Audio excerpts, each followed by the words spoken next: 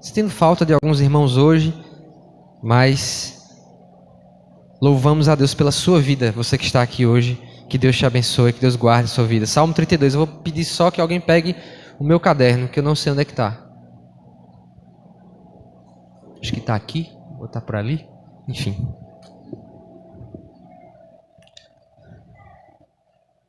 Salmos, capítulo 32.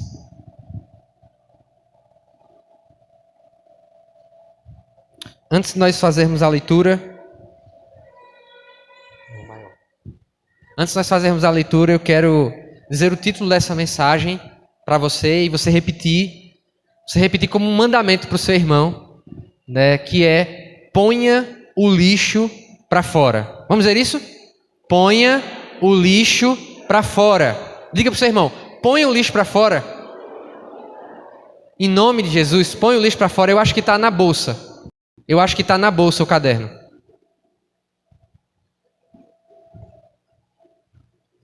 Amém? Os irmãos que têm acompanhado as mensagens sabem que nós estamos numa série de mensagens sobre as disciplinas espirituais. Disciplinas fortalecedoras é o título dessa série. E a gente tem falado sobre práticas da igreja que têm sido abandonadas, que a igreja tem deixado de lado, que a igreja tem abandonado e que nós precisamos resgatar se queremos ter uma caminhada cristã fortalecida. Se nós queremos ser cristãos fortes, queremos viver um cristianismo saudável, queremos viver uma fé cristã robusta, queremos ser gigantes do ponto de vista espiritual, nós precisamos ser disciplinados na nossa caminhada com o Senhor. Precisamos colocar em prática as ferramentas que a palavra de Deus nos dá para que nós sejamos cristãos fortalecidos, maduros, cristãos com substância, com força espiritual. E esse título dessa mensagem de hoje, essa mensagem "Põe o lixo para fora", é uma mensagem que nós iremos pregar, como já vamos ler no Salmo 32, que fala sobre confissão, que é uma destas disciplinas que tem sido negligenciada, que tem sido abandonada, que tem sido esquecida pela igreja. O meu objetivo hoje com essa mensagem é que você possa, e eu possamos, nós dois, eu e você, possamos aprender mais sobre confissão de pecado. Sobre como ela deveria ser uma disciplina na nossa vida. Não um exercício esporádico, não algo para ser feito de qualquer jeito, mas como algo que faz parte da nossa caminhada diária com o Senhor Jesus. Antes da gente ler o texto, eu queria que você pensasse em uma situação. Você colocasse nessa seguinte situação que eu vou me referir agora. As segundas-feiras geralmente são os dias de decisão. São dias que a gente toma decisão para a nossa vida. Imagine que a partir da próxima segunda manhã, você decida que não vai mais jogar o lixo para fora da sua casa.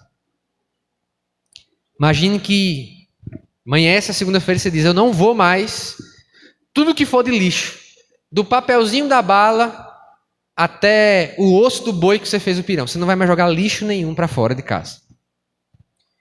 E você está determinado a fazer isso. Você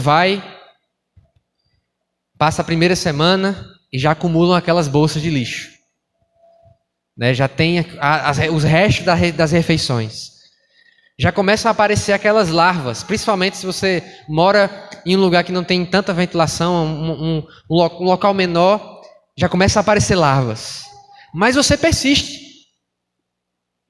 E você continua acumulando lixo em casa, continua sem colocar o lixo para fora, porque afinal de contas, você tomou essa decisão. E as bolsas, elas vão tomando de conta da sua cozinha, e não cabe mais na cozinha, você começa a colocar na sala. E aí vão passando os meses e você completou 1 ano sem colocar o lixo para fora de casa. Você já não tem mais condições de andar tranquilamente na sua casa. Tem lixo em cima do sofá. O seu quarto está lotado de lixo. Resto de comida, papel, todo tipo de lixo que você imaginar. O seu quarto, a sua cama, ela já 1 ano, 2 anos, ela está forrada de lixo.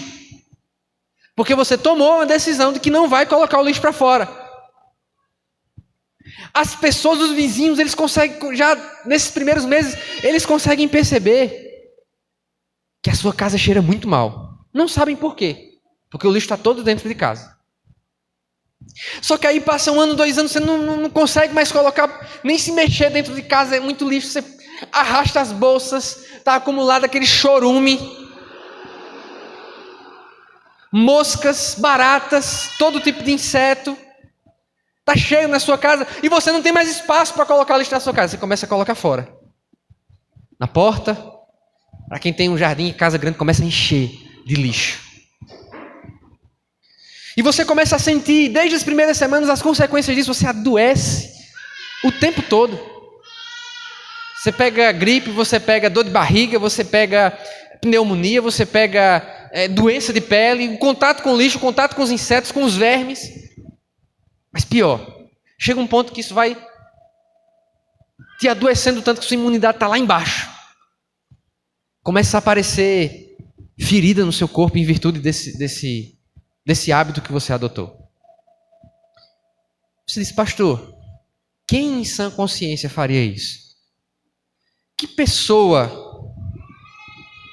que perdeu, você acho que já deve ter visto aquelas séries de acumuladores. Quem é que já viu aqueles episódios sobre acumuladores?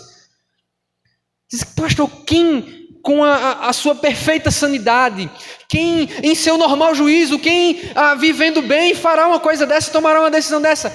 E meus irmãos, eu estou nessa ilustração tão longa, mais longa do que os pregadores costumam fazer, para dizer para você que é exatamente isso que a maior parte dos cristãos tem feito hoje com a sua alma e com o seu coração. Passam anos inteiros servindo ao Senhor sem nenhuma disciplina de confissão de pecado, acumulando todo tipo de lixo dentro da sua casa, que é o seu coração. Cristãos que passam a vida inteira, e a não ser às vezes quando o pastor chama no culto da Santa Ceia, não fazem uma oração confessando seus pecados a Deus. É sobre isso que nós iremos falar hoje. Salmo 32.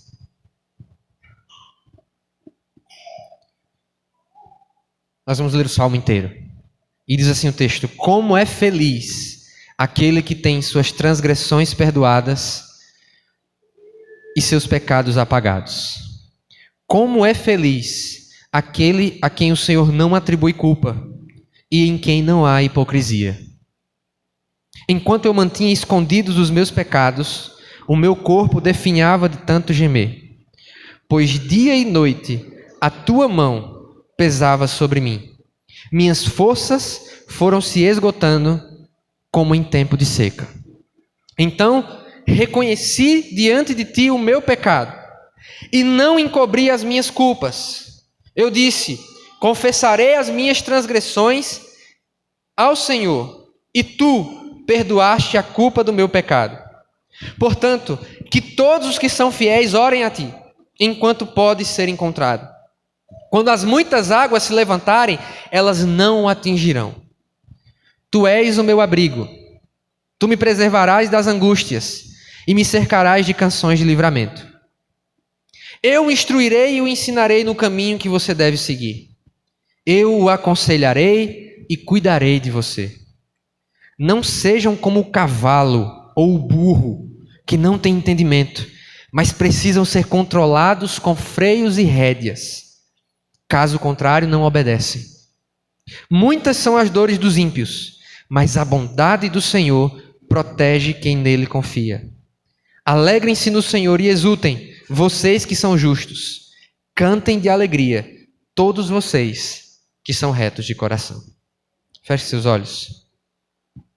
Pai, talvez a maior parte de nós nem tenha dimensão de quão sério é falar sobre isso, Deus. Talvez alguns de nós nem compreenderam a seriedade do assunto. Talvez alguns de nós estão distraídos hoje. Talvez alguns de nós estão preocupados com outras coisas. Mas que haja, Deus, entre nós aqueles que estão como como a Escritura fala, aqueles que tremem diante das palavras do Senhor, que eles possam ser achados aqui nesse lugar, Pai. Aqueles que olham para a palavra do Senhor com seriedade possam ser achados aqui nesse lugar. Aqueles que entendem que o chamado à confissão, o chamado a retirar todo o lixo do pecado encoberto, toda miséria que representa, toda doença que representa o pecado encoberto no coração. Aqueles que conseguirão compreender isso hoje, Pai. possam tomar uma decisão de fazer da confissão de pecados uma disciplina da sua vida. Nós oramos ao Senhor, nós dependemos somente do Senhor nessa manhã. Clamamos a tua misericórdia sobre as nossas vidas. Clamamos por todas as vezes que, por meses, talvez anos, nós enchemos o nosso coração, a nossa vida de lixo. Em nome de Jesus. Amém.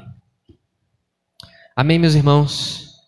Quero trazer algumas questões introdutórias para você compreender melhor esse salmo. E queria que ao longo dessa exposição você tivesse essa figura da casa cheia de lixo na sua mente.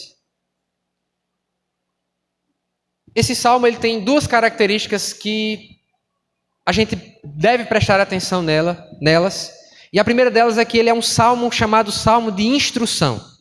Tem gente que acha, quando faz a leitura dos salmos, que salmo é só poema, que salmo é só canção, que salmo é só para a gente ficar cantando, que lindo. Mas esse, dentre muitos salmos, é um salmo, como a gente chama, mascalim, um salmo de instrução. Ele tem o objetivo de ensinar algo.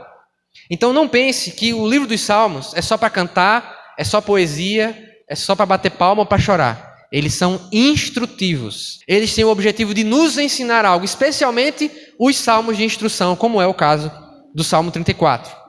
Ele também é um salmo penitencial. O que é aqui um salmo penitencial? É um salmo que fala sobre o relacionamento individual da pessoa com o Senhor. Especialmente no que diz respeito ao pecado, especialmente tratando de temas de perdão, especialmente tratando da culpa e do processo de ser perdoado pelo Senhor. Por isso que ele é chamado de salmo penitencial.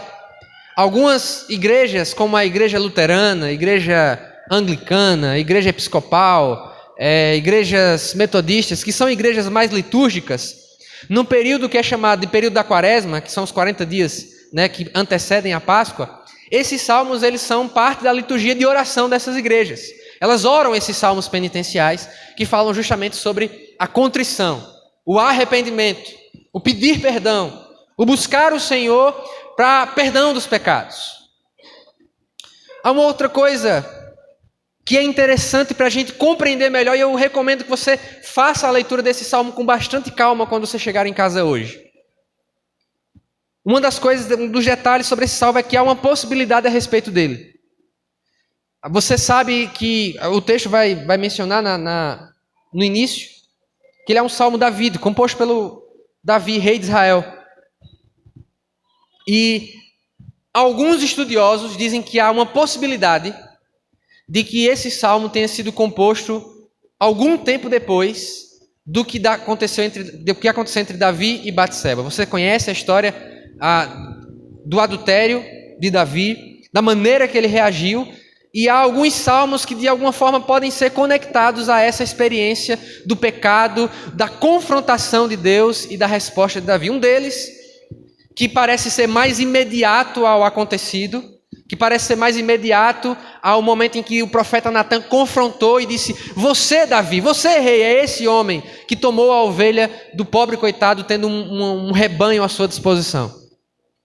O salmo que provavelmente Davi compôs imediatamente a isso foi o Salmo 51. E esse salmo, o Salmo 32, agora um pouco mais de tempo, já tendo experimentado as consequências primeiras, imediatas do pecado dele, já tendo perdido seu filho, Davi olha para esse episódio e ele agora quer ensinar as pessoas, quer ensinar a mim e a você, inclusive, como devemos nos portar em relação ao pecado. Tendo isso em mente, então, fica melhor da gente compreender, porque, por exemplo, em Romanos capítulo 4, o apóstolo Paulo vai citar esse salmo. Romanos capítulo 4, o apóstolo Paulo vai dizer, falando sobre a justiça que vem pela fé e não pelas obras, e aí ele cita os 2 primeiros versículos. Como é feliz, aí ele cita, Davi falou. Então esse salmo ele tem uma importância, inclusive, no Novo Testamento. Ele vai falar sobre a relação entre o cristão e o Senhor no Novo Testamento. E eu quero já partir para a primeira parte, sobre como Davi fala o que acontece quando a casa está limpa. Meus irmãos, sensação boa é fazer uma faxina na casa, olhar e ver que está tudo em ordem, ver que está tudo ok, ver que todo o lixo foi jogado para fora, que varreu, que passou pano, que limpou o banheiro, que ajeitou, que espanou, tirou a poeira. Coisa boa é saber que sua casa está limpa. E é assim que o Salmo termina. O Salmo começa, na verdade. É assim que o Salmo começa. Como é feliz aquele que tem suas transgressões perdoadas e seus pecados apagados. Como é feliz aquele a quem o Senhor não atribui culpa e em quem não há hipocrisia. Ele está dizendo como é a sensação da casa limpa, falando do pecado no interior, falando do pecado no coração. Ele está dizendo que coisa boa é olhar para dentro da casa e ver que está tudo limpo, que os pecados foram confessados. Ver que tudo foi colocado diante do Senhor, tudo foi tratado diante do Senhor. E ele compara a pessoa que passou por esse processo com uma pessoa bem-aventurada. Feliz, afortunado. Então, se você hoje está lidando no seu próprio coração, na sua própria vida, com pecados que não foram confessados, pense em como é bom ter a casa limpa. Pense em como faz bem receber a visita. Quando a gente está com a casa bagunçada, qual é a primeira coisa que a gente fala para a visita? Não olha a bagunça, não. Pense em como é bom no seu coração, que representa aqui essa casa, poder receber visitas. Poder receber a visita e a permanência, na verdade, do Senhor Jesus. Como é feliz.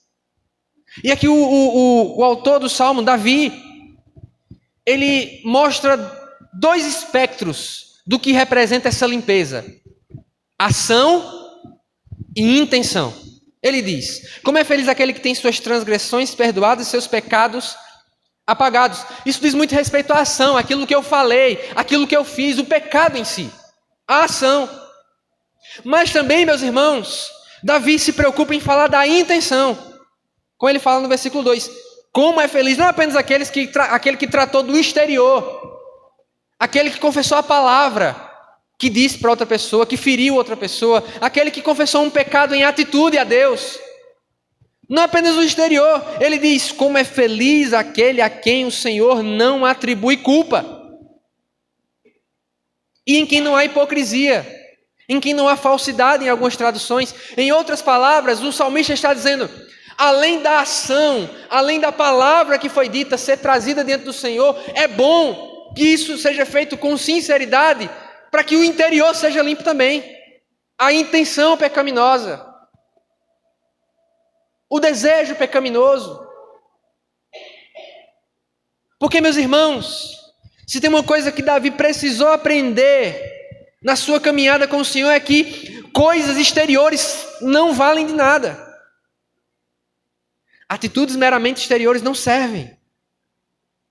Disposições de boca apenas são inúteis. De modo que parece que Davi já conhecia aquilo que o profeta falaria mais à frente, que o meu povo me honra com seus lábios, mas o seu coração está longe de mim. Ação e intenção importam na hora de confessar o pecado ao Senhor. Não é fazer uma mera repetição, eu fiz isso, me perdoe, Senhor.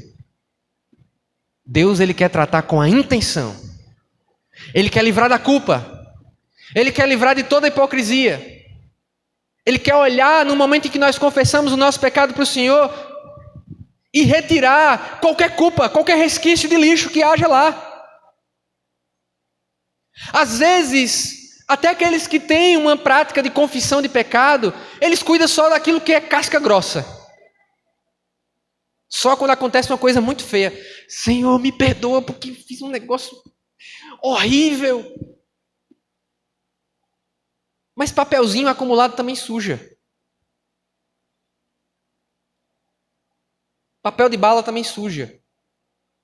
Aquele filtro de café que você fez, também suja. A varredura precisa ser completa, meus irmãos. A confissão precisa ser de tudo, de cada particularidade, de cada área. Estamos falando de mais do que limpeza exterior. Agora eu quero partir para a segunda porção dos Salmos, desse Salmo, onde a pergunta que fica para mim e para você, a partir da experiência de Davi registrada e ensinando para nós aqui no texto, é até onde você aguenta tanto lixo. Até onde você consegue aguentar o lixo do pecado não confessado, do pecado não trazido à luz, não colocado diante do Senhor.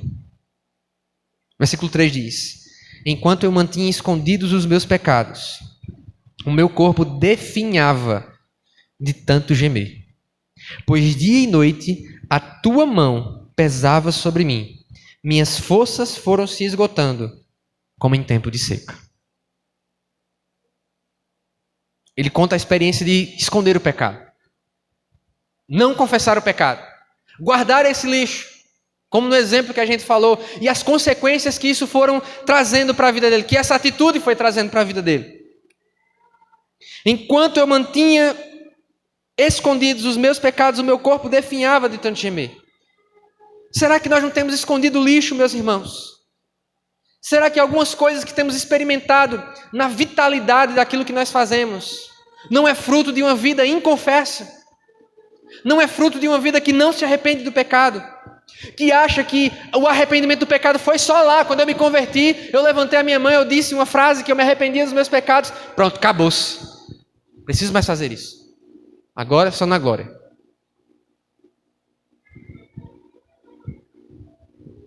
Como a gente tem falado, essa série de mensagens, ela diz muito mais respeito àqueles que servem ao Senhor. Davi não era um ímpio.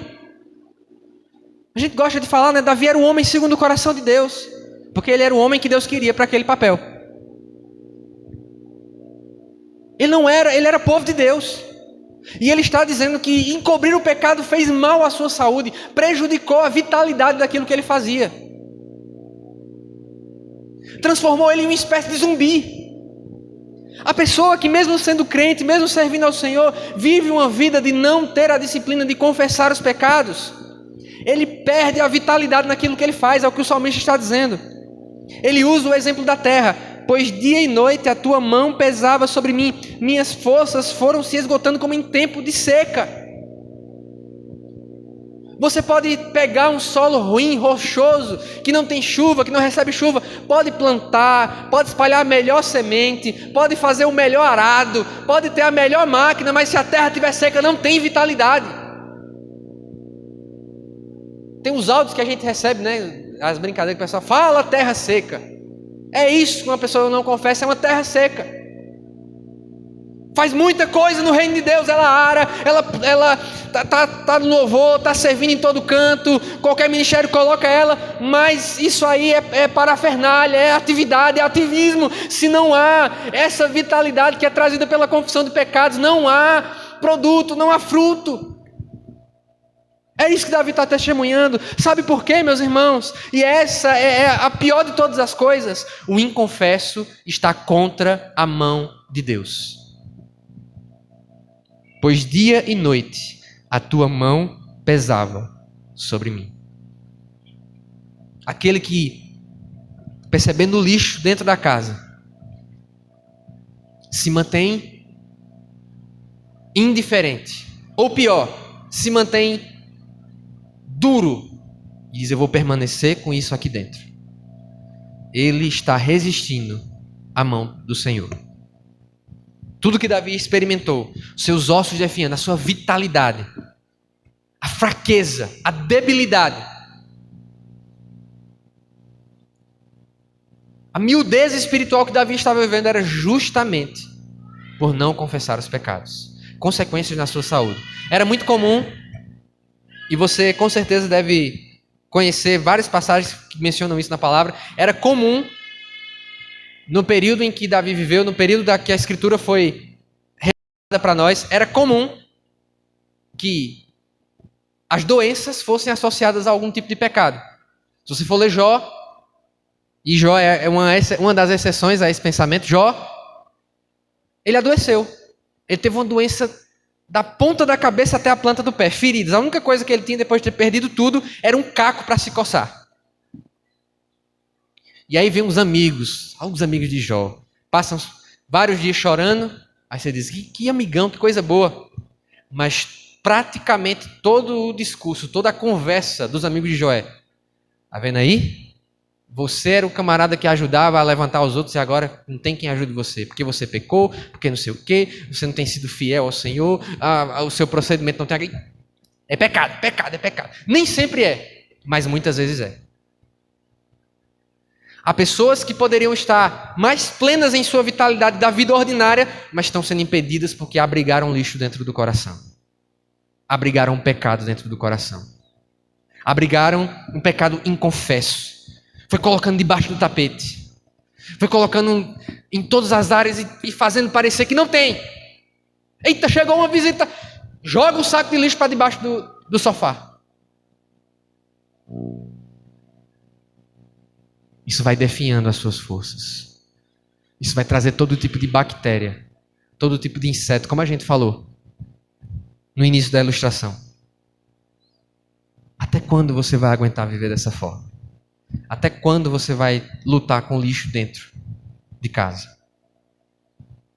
Ou até quando você vai ver uma vida em que você, uma vez por mês, lembra de fazer uma oração repetida do pastor para poder participar da Santa Ceia? Porque acumular lixo por muitos anos realmente faz muito mal. Mas vamos convir que passar um mês sem jogar o lixo para fora também vai fazer muito mal. É por isso que confissão é uma disciplina. Precisa ser prática. Precisa ser diário. Precisa ser levado a sério. Mas o texto continua, meus irmãos.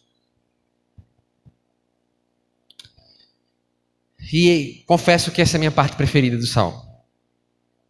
Versículo 5. Então reconheci diante de ti o meu pecado, e não encobri as minhas culpas. Eu disse, confessarei as minhas transgressões ao Senhor, e tu perdoaste a culpa do meu pecado. Em terceiro lugar, encontre o juiz que purifica. Deus aqui, através desse salmo, ele não é apenas, ele é o juiz, mas ele é o saneador. Ele é aquele que limpa. Ele é aquele que purifica. Ele é aquele que absolve. Se você for em um tribunal comum, o juiz ele pode até te absolver, mas depois cumpriu a pena. Mas no tribunal do Senhor, ele nos absolve porque Jesus cumpriu a pena. Jesus cumpriu aquilo que estava sobre mim e sobre você. De modo, meus irmãos, que a absolvição, preste atenção nisso no Salmo, ela é imediata. Instantânea. Ele começa o versículo dizendo, enquanto eu mantenho escondidos os meus pecados, então reconheci diante de ti. Há algo de especial nessa frase. Então reconheci diante de ti. Por quê? Porque todo pecado, e todas as vezes que nós precisamos encontrar com o juiz, encontrar com aquele que é capaz de não apenas absolver, mas purificar de toda iniquidade, de todo pecado, a gente tem que sempre lembrar, meus irmãos, o pecado, ele é em primeira instância, ele é prioritariamente uma ofensa contra Deus. Quando o salmista diz, eu reconheci diante de ti, ele está dizendo, Senhor, eu sei que embora o meu pecado atinge às vezes meu filho, atinge minha esposa, atinge meu colega de trabalho, o meu pecado me atinge, mas o principal e maior ofendido pelo meu e o seu pecado é Deus. E isso não vai mudar. Por isso que o salmista ele não confessa diante de Batseba, ele não confessou diante de Natã, ele não confessou diante de quem quer que seja, ele confessou diante de Deus, porque Deus é o maior ofendido com o pecado. Não há ninguém, mesmo quando se trata de uma agressão física, se eu for sair lá fora e pecar agredindo fisicamente alguém, nem esta pessoa que foi agredida é mais ofendida que o Senhor com o meu pecado. Nem a pessoa que é roubada, ela é mais ofendida do que a santidade de Deus quando um pecado é cometido. Diante de ti, confessei o meu pecado. Às vezes a gente não confessa porque a gente acha que o pecado tem a ver só com o outro. E como eu estou chateado com o outro, como eu prejudiquei o outro, eu não quero. O maior ofendido com o pecado é Deus. O maior desonrado com o pecado é o nome do Senhor. E se você e eu mantemos o pecado e confesso, nós estamos dizendo que o nome do Senhor não é isso tudo. Nós estamos dizendo que Ele não fica tão ofendido assim. Nós estamos dizendo que, diferente de Abacuque que falou que os olhos do Senhor não podem nem contemplar o pecado, nós estamos dizendo, Ele vai deixar passar essa. Ele vai deixar para depois. Ou ele vai compensar esse pecado aqui que eu não queria trazer para Deus, ele vai compensar com outra coisa boa que eu fiz. Isso não existe no reino de Deus. Isso não existe no relacionamento com o Senhor. Não dá para compensar.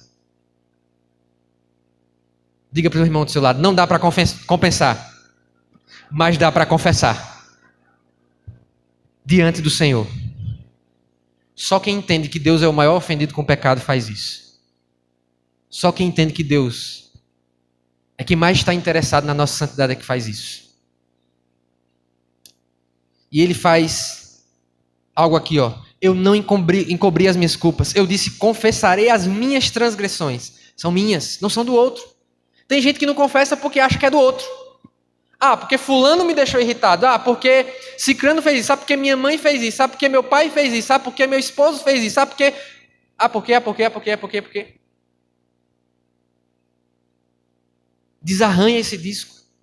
Davi fala, confessei as minhas transgressões. Ou seja, você não pode confessar pelo outro, mas por você pode. Ele não podia confessar por Batseba. Ele não podia confessar por ninguém, mas por ele podia. É individual. É intransferível. Eu não posso chegar agora para Bruno, vamos ali no cartório, eu vou fazer uma procuração e a partir de hoje você confessa os meus pecados. É você que tem que fazer isso. É você que tem que estar diante do juiz. É você que tem que estar diante do Senhor. É você que tem que se apresentar diante dele para confessar as suas. Mas, meus irmãos, essa sinceridade total e restrita, esse reconhecimento de que as culpas, as questões, os pecados são meus, o que é que isso produziu? Eu disse, confessarei as minhas transgressões ao Senhor e tu perdoaste a culpa do meu pecado. Simples. Não teve uma audiência demorada. Não teve pena de ação social, é pagar não sei quantas cestas básicas. Não teve requisitos prévios. Tu perdoaste a culpa do meu pecado. Porque é assim que Deus é. Deus se agrada em perdoar pecados. Deus é um juiz cujo martelo está sempre disposto a bater para dizer absolvido, absolvida. Deus é o juiz que está preparado não apenas para bater o martelo declarando a absolvição, para só dizer, eu vou agora na casa e eu vou tirar o lixo com você. Mas você precisa ir diante do juiz. Você precisa se apresentar a ele. Você precisa exercer uma disciplina constante de colocar o lixo para fora e dizer, olha juiz, está aqui, esse é o meu pecado, essa é a minha transgressão, está aqui, você que é capaz de limpar, Senhor, está aqui. E a remoção é instantânea. Não há requisitos, você não precisa apresentar um dinheiro, você não precisa subornar o juiz, você não precisa apresentar boas obras, é instantânea porque não tem a ver com o que você fez, tem a ver com o que Cristo fez. Até no caso de Davi, que nem conheceu Cristo pessoalmente, enquanto viveu aqui. O sangue de Cristo nos purifica de todo pecado, a gente repete isso na Santa Ceia. Mas como é que vai purificar se você está escondendo? Como é que vai purificar se você está guardando? Como é que vai purificar se você está abraçado com a bolsa de lixo? Eu não largo. É o meu lixo. É o meu saco de lixo. Perdão instantâneo. Ele é poderoso, meu irmão, para perdoar o teu pecado. Ele é poderoso para livrar de toda iniquidade, para te desamarrar dessa bolsa de lixo. Quando Jesus esteve em seu ministério terreno, foi trazido por alguns amigos um paralítico até ele. Lembra que eu falei que as pessoas tinham muito essa associação do pecado com a doença?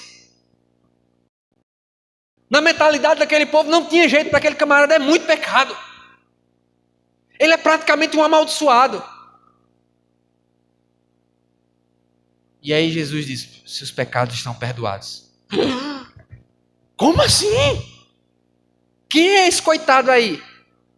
Que está dizendo que o pecado do homem está perdoado. E Jesus diz, pronto, vocês não acham que ele está assim por causa do pecado dele? Eu vou mostrar que o Filho do Homem tem poder na terra para perdoar os pecados. Levante-se, pegue seu leite e ande. E aconteceu. Instantâneo. O pecado e a saúde, a confissão do pecado e a saúde que ela traz são instantâneas. Você quer ter uma vida cristã viva, com vitalidade, confessa teu pecado, não demora, não fica guardando lixo. Ah, é só uma bolsinha de papel. Joga fora em nome de Jesus. Confessa o teu pecado, meu irmão, minha irmã. Perdão é instantâneo. Mais do que isso, é eficaz. O agente de limpeza, ele não vem pegar o lixo na porta e deixa mais na frente um pouquinho, não. Os mesmos salmos, um outro salmo de penitência fala: assim como o ocidente dista do oriente, assim ele afasta de nós os nossos pecados, assim ele afasta de nós as nossas transgressões. Ele lança no mar do esquecimento, ele não lembra mais. Ele não vai bater na porta para dizer: lembra do pecado que tu confessou em 2015? Pronto, venceu a prestação. No mar do esquecimento.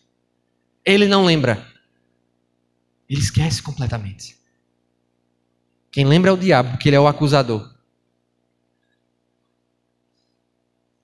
Perdão instantâneo, meus irmãos. Se esse exercício é feito com disciplina, com sinceridade, com interesse de coração, confie no perdão do Senhor para a tua vida, na restauração do Senhor para a tua vida, naquilo que Ele pode fazer com o teu coração e em toda a vitalidade que Ele pode trazer através disso.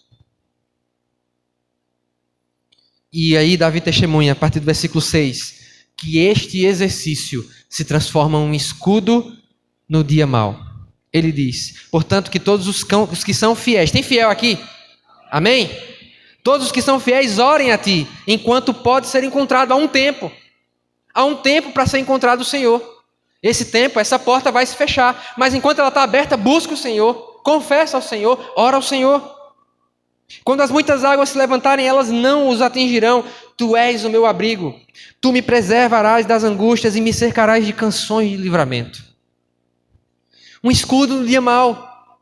O exercício da confissão não vai apenas te trazer vitalidade, meu irmão e minha irmã. Praticar a disciplina da confissão não vai te fazer apenas ter uma vida cristã mais viva, mas vai te proteger do dia mau. Não vai proteger do dia mau, mas vai proteger no dia mau, porque o dia mau vem. Mas é melhor sofrer com Deus do que sofrer sem Ele. É melhor sofrer com um Deus que perdoa, com um Deus que apaga as iniquidades, do que sofrer sem Ele. Pedro fala isso na sua carta, 1 Pedro capítulo 2, ele diz: se vocês estão sofrendo por fazer o bem, glória a Deus. Que ninguém sofra como um adúltero, que ninguém sofra como alguém que não dá testemunho, que ninguém sofra como um ímpio. Mas sofrer como cristão, Pedro diz, é bênção. Pastor, eu estou sendo perseguido porque eu sou crente. Glória a Deus. Os apóstolos levavam chibatada nas costas e eles iam agradecer a Deus porque eles estavam fazendo isso como cristãos. Mas que ninguém faça isso, que ninguém sofra porque é um ímpio. Que o nosso sofrimento não seja porque a gente desonra o nome do Senhor. Que o nosso sofrimento não seja em nome de Jesus, porque a gente está envergonhando o Evangelho. O sofrimento do dia mal vem, mas o que você prefere? Sofrer o dia mal sozinho ou sofrer o dia mal cercado de canções de livramento, como diz o Salmo? Louvores cercando a sua vida. Canções de proteção, guardando a tua vida. É essa a promessa para aquele que confessa o pecado. É esse o resultado. É por isso que ele começa o Salmo dizendo como é feliz. E claro que é. Ele vive a vida de uma forma diferente. Ela vive a vida de uma forma diferente. Agora, por fim, o autor do Salmo ele faz um apelo. Ele diz: eu o instruirei e o ensinarei. É como se fosse o Senhor falando. No caminho que você deve seguir. Eu o aconselharei e cuidarei de você.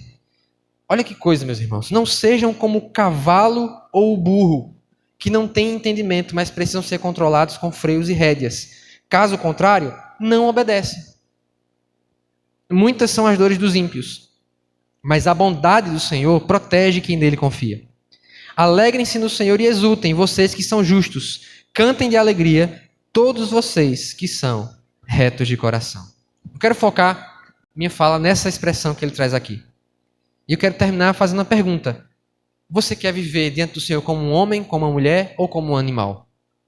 Ele compara a pessoa que precisa sofrer para pedir perdão, que precisa adoecer, que precisa ser machucado para ir buscar o Senhor e pedir perdão dos pecados. Ele compara essa pessoa com um burro, como um cavalo.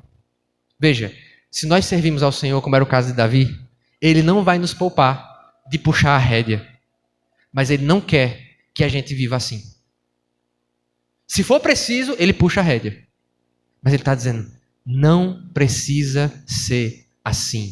Não precisa ficar doente, perder a vitalidade da vida, perder a alegria, perder o fôlego, perder o desejo de caminhar com o Senhor. Não precisa se transformar numa terra seca para me buscar. Mas se for necessário, Ele vai tratar a gente como um burro e como um cavalo. Epa! Não vai por aí não. Ei! Eia! Coloca uma viseira. Porque se tirar a viseira, se assusta.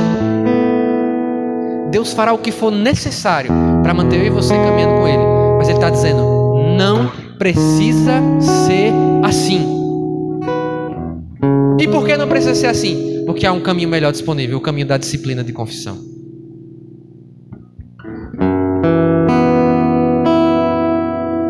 E ela é para todas as pessoas. Deixa eu contar um testemunho. Para encerrar, pode ficar de pé.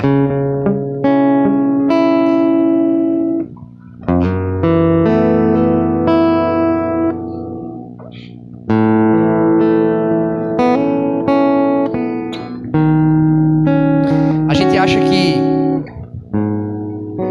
sabe de muita coisa. Quando eu era adolescente, eu ouvi uma pregação nesse salmo. Toda a minha vida eu ouvi 2 mensagens sobre esse salmo. Essa e a que eu acabei de pregar.